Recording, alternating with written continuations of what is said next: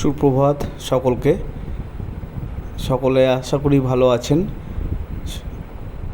তো চা বিস্কুট দিয়ে আমি আরম্ভ করলাম আজকের ভ্লগটি।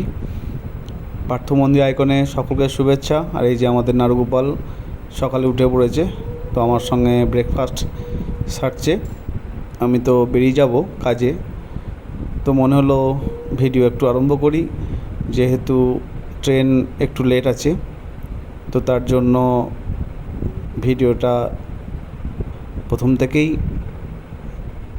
শুরু করলাম।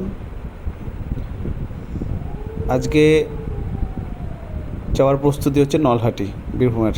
আজকে ডিউটি আছে আমার ওখানে নলহাটিতে, তো তার জন্য ট্রেন ধরতে হবে। আর সব আমরা চা নিয়ে বসেছি। আর ইনি আর কি বাড়ি কর্তী।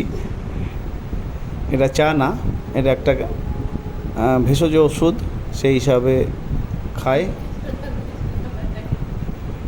এটা পড়তে বসিস না, পড়তে বসিস না তুই, হ্যাঁ পড়তে বসিস না তুই। তো আজকে সকালে এইভাবেই শুরু হলো।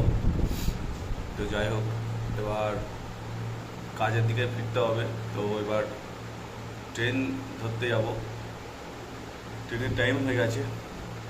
তো চলো বন্ধু, দেখি আজকে কি হয়।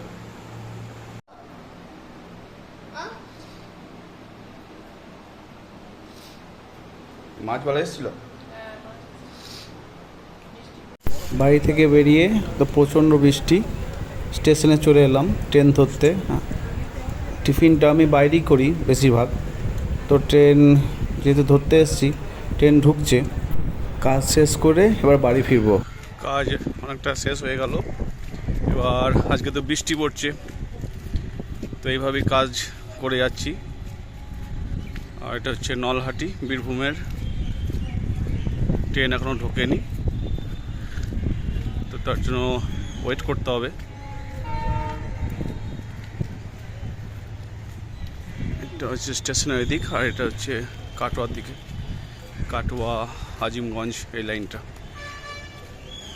তো দেখি কখন ট্রেন আসছে। বৃষ্টি আরম্ভ হয়ে গেছে বাড়ি ফিরতে ফিরতে, আর মুষলধারে বৃষ্টি চলছে। সব জায়গাতেই বৃষ্টি হচ্ছে, আর আমাদের এখানে তো বৃষ্টি চলছে বোলপুরে। তো কাজ থেকে ফিরে বাড়ি ফেরার সময় একটু মাংস নিয়ে বাড়ি ফিরলাম।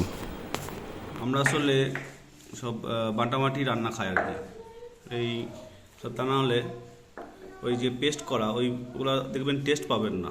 তো ওই জন্য সব কিছু আদা বাটা, রসুন বাটা, পেঁয়াজ বাটা দিয়ে রান্না করি।